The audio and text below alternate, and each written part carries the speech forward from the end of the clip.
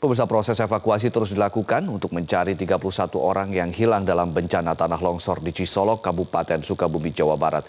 Taris Hirsiman akan kembali melaporkan dari Sukabumi, Jawa Barat. Taris, bagaimana proses atau progres dari evakuasi sejauh ini, Taris? Ya, baru saja kembali ditemukan satu korban dari longsor yang terjadi di Desa Sinaresmi ini.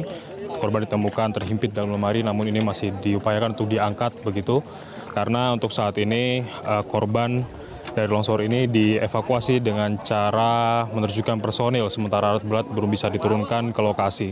Dan saat ini dibutuhkan seperti peralatan cangkul, sekop, sebanyak-banyaknya karena untuk proses evakuasi ini membutuhkan banyak tenaga dari warga ataupun juga relawan serta aparat begitu, dan sejumlah gergaji, baik gergaji mesin itu juga diturunkan juga. Dan saat ini berbagai relawan dari berbagai elemen serta BPBD, BNPB, TNI Polri terus melakukan upaya pencarian korban.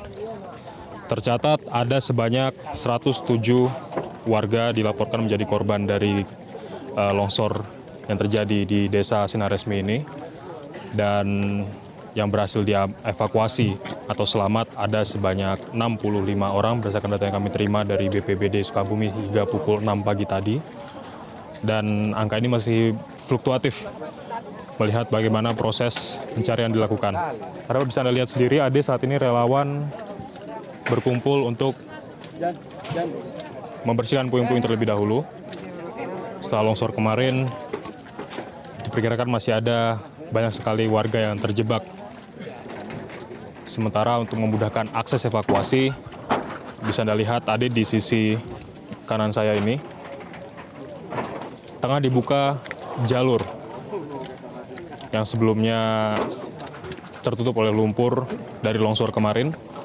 Karena kita melihat dari data BPBD terakhir bahwa longsor yang terjadi di Desa Sinaresmi, Kecamatan Cisolok, Kabupaten Sukabumi ini terjadi setinggi 200 meter kurang lebih, serta memiliki luas 100 meter dengan kedalaman lumpur mencapai 2 hingga 4 meter. Beberapa kali kami sempat kesulitan untuk masuk ke lokasi ini, dan saat ini ketika jalur sudah mulai dibuka memudahkan akses relawan ataupun juga petugas aparat gabungan TNI Polri, BNPB, BPBD, Basarnas untuk melakukan pencarian. Dan apabila ditemukan barang berharga milik warga ataupun juga korban dari longsor kemarin ini, kemudian jenazah akan dibawa atau korban selamat yang ditemukan dibawa secara estafet begitu. Karena untuk membawa dari lokasi dibawa langsung ke titik evakuasi yang ada di sekolah dasar tidak jauh dari TKP ini cukup sulit dilakukan. Seperti yang tengah dilakukan saat ini, barang berharga berhasil diselamatkan atau dibawa terlebih dahulu untuk kemudian dibawa secara evakuasi estafet untuk dibawa secara langsung ke posko yang aman. Sejauh ini warga dihimbau untuk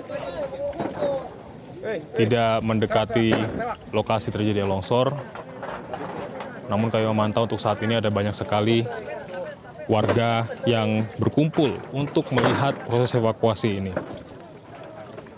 Sebetulnya apabila kita melihat secara langsung di lokasi, kondisi ini cukup membahayakan. Ade melihat longsor yang terjadi, masih sempat beberapa kali terdengar suara gemuruh menurut pengakuan warga, dan kami tadi juga sempat mendengar secara langsung pada sekitar pukul 8 waktu Indonesia Barat terjadi suara gemuruh dari puncak bukit yang pada saat itu masyarakat atau relawan yang bertugas diminta untuk menghindari lokasi ini.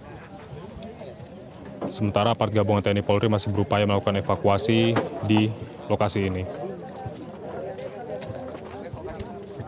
Tercatat masih ada sekitar 31 orang berdasarkan data BPBD Sukabumi yang dilaporkan masih dinyatakan hilang dan masih dilakukan pencarian, sementara korban yang berhasil dibawa ke posko yang ada di sekolah dasar tidak jauh dari tempat ini kemudian langsung diidentifikasi oleh tim DVI Polda Jabar.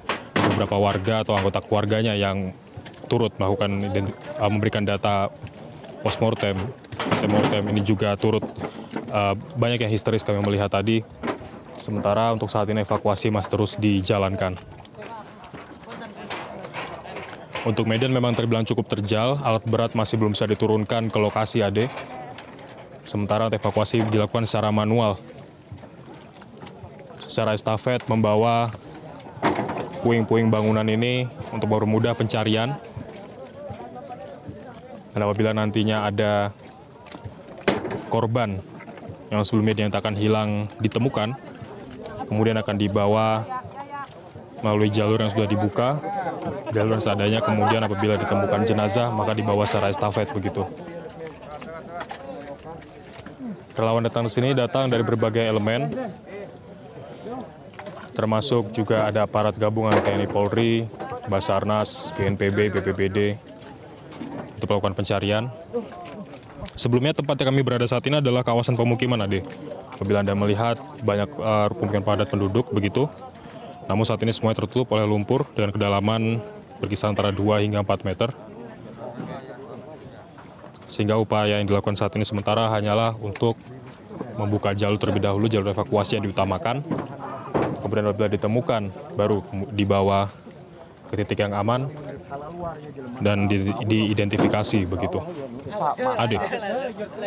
Ya, Taris, bisa Anda gambarkan terkait dengan tanda-tanda sebelum terjadinya longsor yang terjadi? Apakah kemudian warga bercerita atau menjelaskan bahwa ada semacam longsoran kecil di atas atau di puncak bukit? Karena biasanya fenomena longsor ini dimulai dari adanya rekahan atau sedikit longsoran di puncak bukit sebelum terjadi longsor besar terjadi. Ya, di sejauh ini kami masih belum mendapat konfirmasi secara langsung dari masyarakat yang ada di sini terkait dengan peristiwa sebetulnya bagaimana terjadinya longsor di Desa Sinaresmi ini. Karena kami melihat sebagian besar saksi mata atau warga yang sudah memang tinggal di tempat ini dan kemudian mengalami secara langsung longsor tersebut masih mengalami histeris atau trauma akibat kejadian kemarin sehingga cukup sulit untuk menyampaikan keterangan mereka. Namun kami akan coba menanyakan kepada salah satu warga yang ada di sini, warga Desa Sinaresmi yang sebelumnya membantu proses evakuasi namun tidak terdampak secara langsung dari longsor terjadi ini. Sudah bersama saya, Bapak Dede. Selamat pagi, Pak Dede. Selamat pagi. Ya. Pak Dede pada saat kemarin malam itu, awas Pak, nanti jatuh Pak. Pak, bisa dijelaskan pada saat kemarin malam proses pencarian dilakukan setelah terjadi longsor itu, bagaimana kondisi saat itu Pak? Apakah ada sinyal, apakah ada penerangan atau bagaimana kondisi di sini Pak pada saat itu? Waktu itu, waktu kejadian sekitar jam 6 sore, di sini masalah penerangan itu sangat fatal sekali. Dikarenakan jalur PLN itu putus.